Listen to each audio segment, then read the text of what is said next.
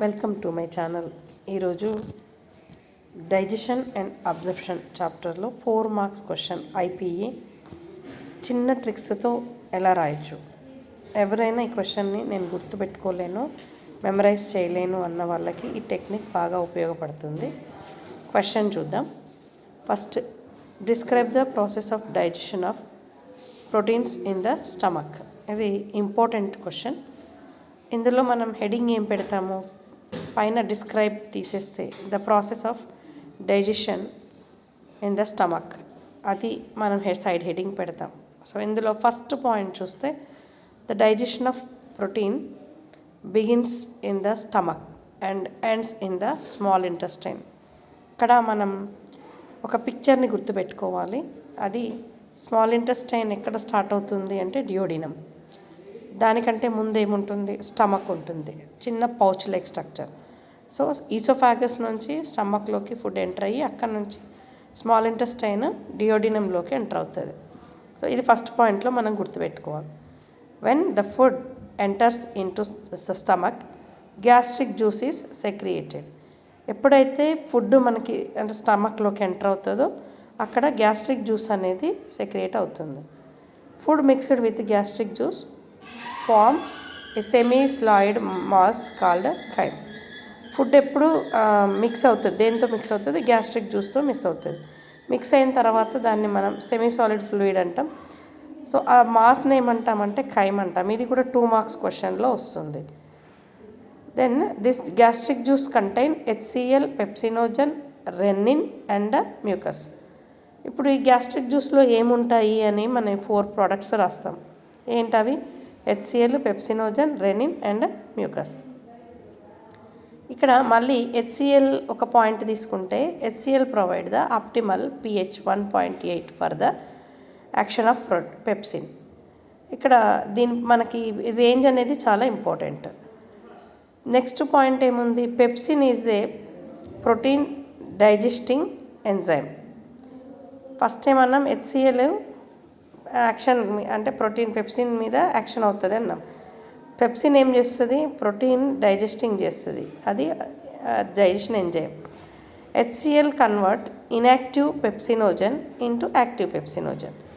అంటే first pepsinogen అనేది ఉంటుంది కానీ ఇన్యాక్టివ్ ఫామ్లో ఉంటుంది. అది HCl యాక్ట్ అవ్వడం వల్ల యాక్టివ్ పెప్సిన్ కింద కన్వర్ట్ అవుతుంది.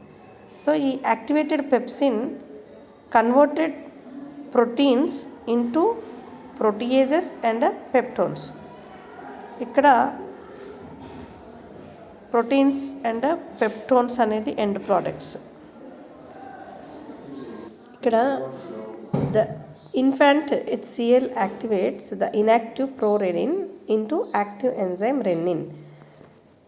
HCl ఏమి యాక్టివేట్ చేస్తుంది అంటే ఇన్యాక్టివ్ ప్రోరెనిన్ని యాక్టివ్ రెనిన్ కింద కన్వర్ట్ చేస్తుంది. సో ఈ రెనిన్ ఏం చేస్తుంది అంటే రెనిన్ యాక్ట్స్ ఆన్ కేసిన్ అంటే మిల్క్ ప్రోటీన్ మీద యాక్ట్ చేస్తుంది. అప్పుడు calcium ions and convert into calcium పారాకాసినేట్.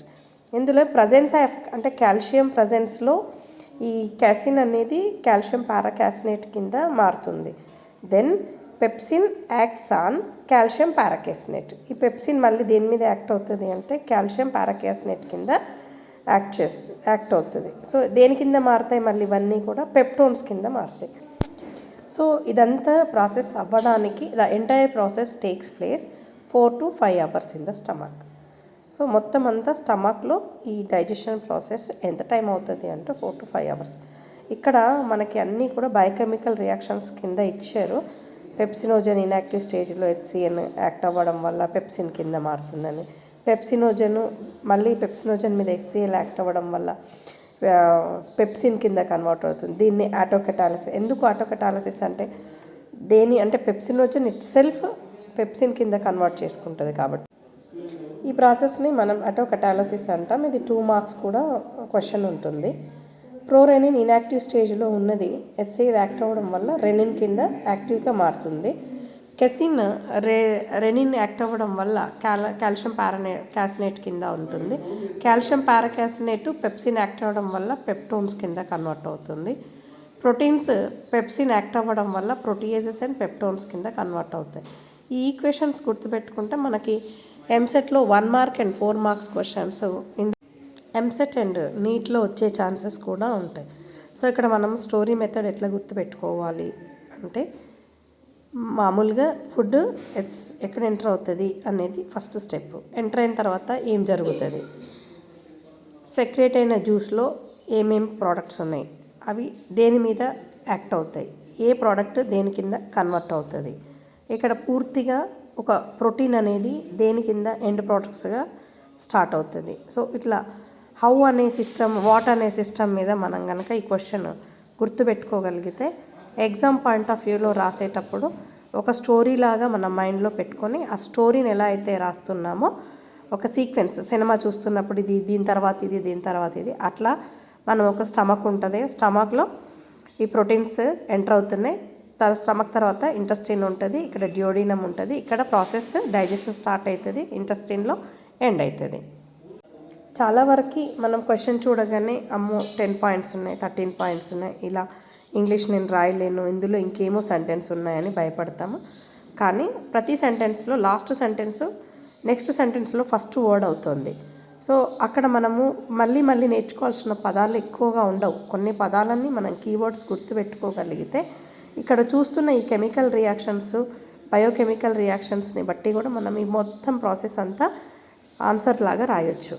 కాబట్టి మీరు ఎవరైనా ఇలా నేర్చుకున్న తర్వాత కళ్ళు మూసుకొని ఒకసారి మైండ్లో రికాల్ చేసుకుంటూ నోట్బుక్ తీసుకొని దాన్ని రాయడం ప్రాక్టీస్ చేయండి. అలా అయితే చాలా బాగా గుర్తుంటుంది. ఇది ఒక ఐపీఈకే కాదు, దీంట్లోంచి మనం ఎంసెట్ నీట్ బిట్స్ కూడా వస్తాయి కాబట్టి అలా కూడా మనకి వీలవుతుంది. ఇలాంటి మరిన్ని వీడియోలు, ఎలాంటి టఫ్ క్వశ్చన్ అయినా నేను రాయలేను, నాకు ఇది చాలా డిఫికల్ట్, ఇన్ని నేను గుర్తుపెట్టుకోలేను అనుకున్న క్వశ్చన్స్ని మీ ముందుకు తేవాలని అనుకుంటున్నాను. వీలైతే చదవండి, మార్క్స్ గెయిన్ చేయండి, ఫ్యూచర్లో సక్సెస్కి వెళ్ళాలని ఆశిస్తూ thank you for watching this video.